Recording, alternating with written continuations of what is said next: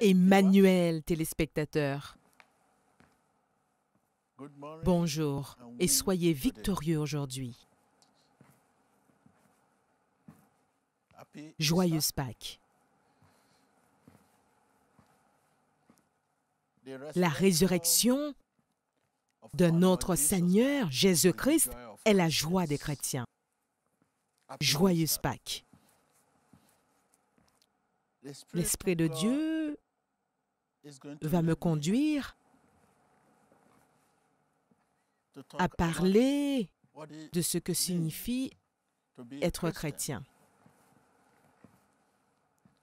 Quand on devient chrétien, cela signifie-t-il que nous ne pouvons pas pécher ou nous tromper?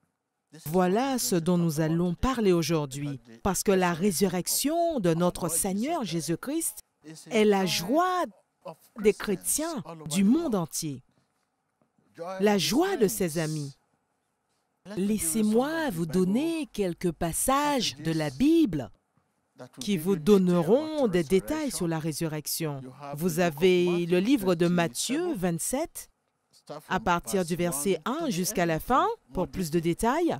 Vous avez le livre de Matthieu au chapitre 28, à partir du verset 5 jusqu'à 11. Je vous conseille de commencer à partir du verset 1 jusqu'à la fin. Romains 6, versets 8 à 11. Ou alors, vous pouvez commencer la lecture à partir du verset 1 jusqu'à 11.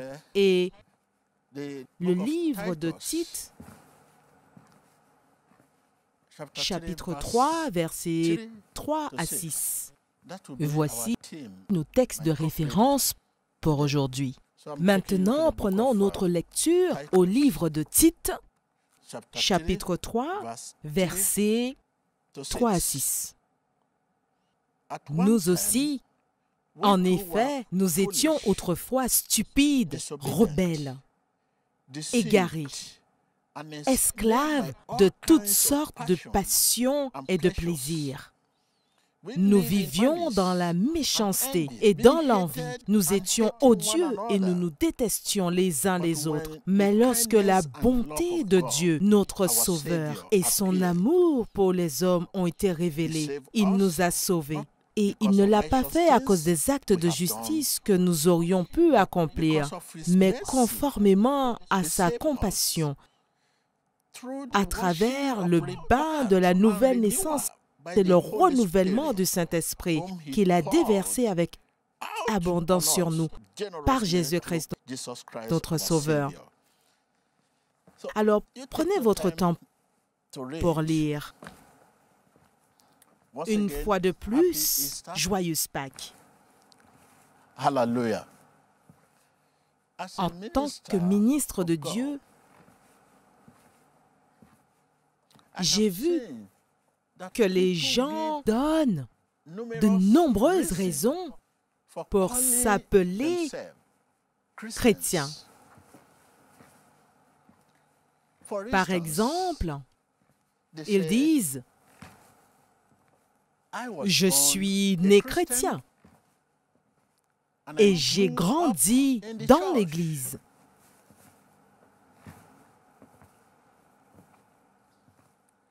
Je suis chrétien parce que mes parents sont croyants. Je suis un chrétien parce que je suis un éditeur de la Bible. Je suis un chrétien parce que je suis le fondateur ou un dirigeant général d'une église. Je suis chrétien parce que je suis convaincu que Jésus est le Fils de Dieu. Mon problème avec ces réponses, c'est qu'elles ne mentionnent pas la seule raison qui permet de qualifier quelqu'un de chrétien. Laissez-moi le dire à nouveau, mon problème avec ces réponses, c'est qu'elles ne mentionnent pas la seule raison qui permet de qualifier quelqu'un de chrétien? Chers téléspectateurs, c'est là le problème. Vous pouvez aller à l'église et ne pas être chrétien. Vous pouvez lire la Bible et ne pas être chrétien.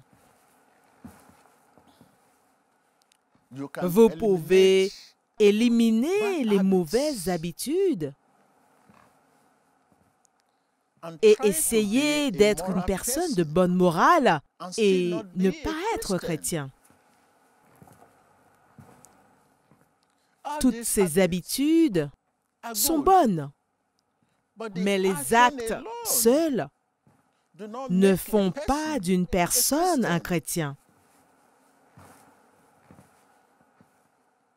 Qui est donc un chrétien, chers téléspectateurs? Un chrétien est une personne à qui Dieu a pardonné à travers l'œuvre accomplie de Jésus-Christ sur la croix. Comme le dit le livre de Tite, versets 3 à 6.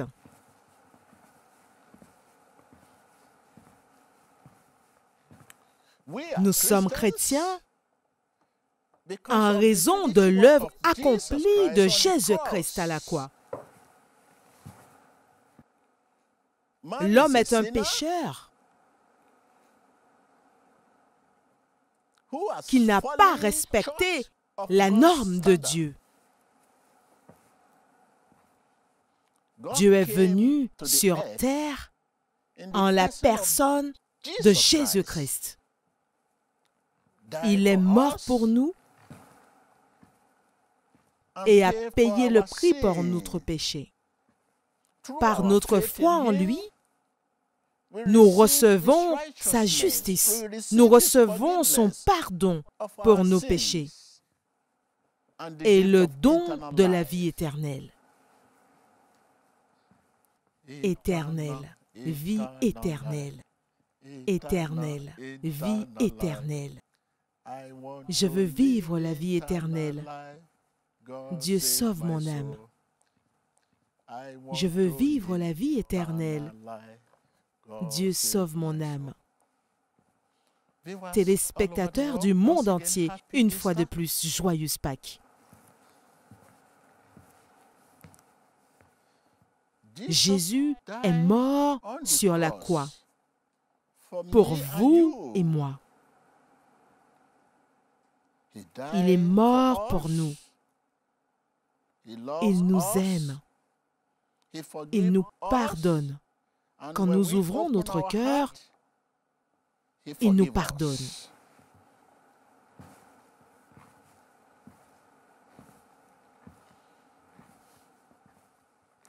Laissez-moi lire le livre des Actes, chapitre 16, les versets 30 et 31. Tel fut le cas d'un geôlier qui un jour a posé la question à l'apôtre Paul.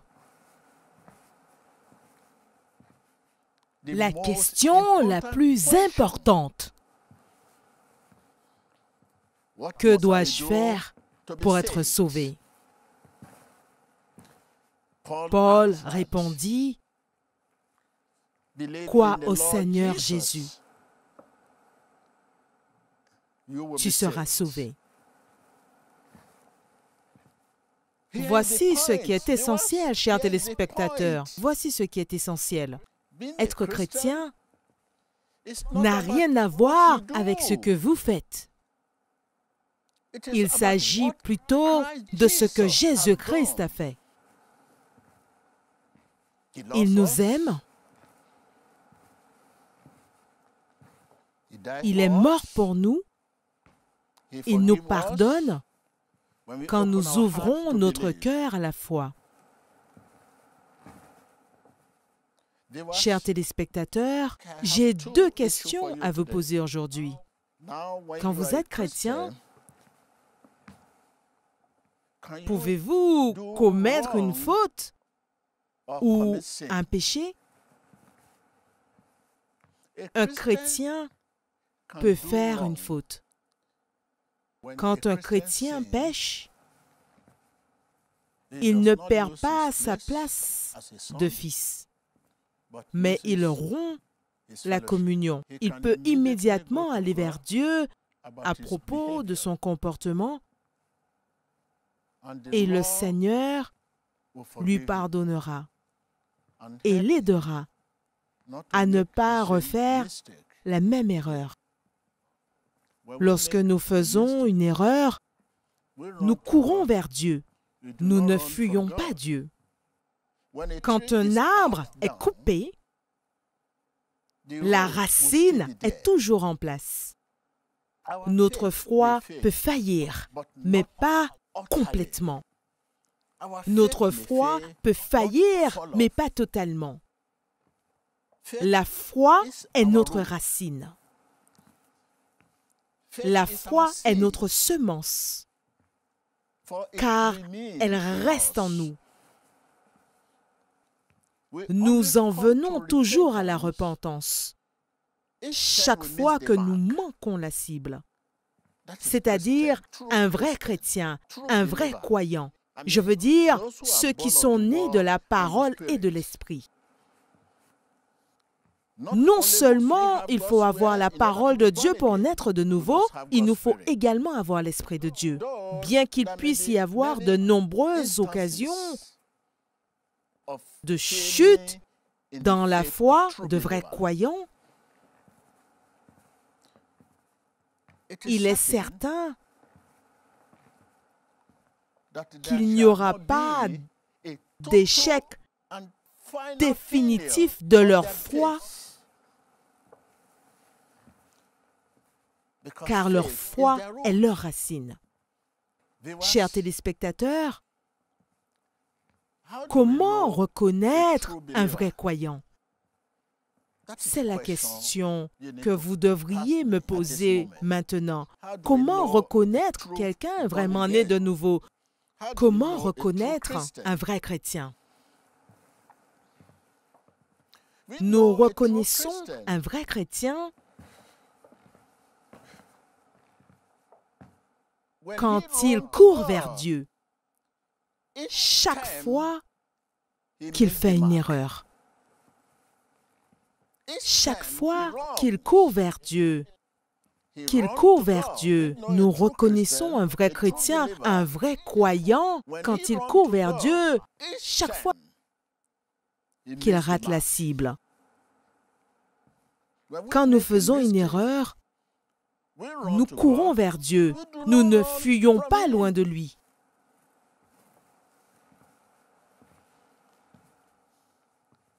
Téléspectateurs,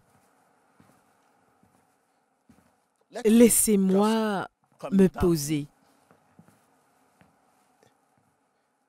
Au final, lisons un passage dans le livre des Psaumes, chapitre 51, au verset 5.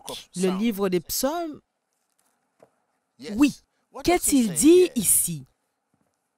Car je reconnais mes transgressions et mon péché est constamment devant moi. Qu'est-ce que cela signifie? Notre péché est constamment devant nous. Qu'est-ce que cela signifie? Cela signifie que la culpabilité de notre péché nous trouble toujours le cœur.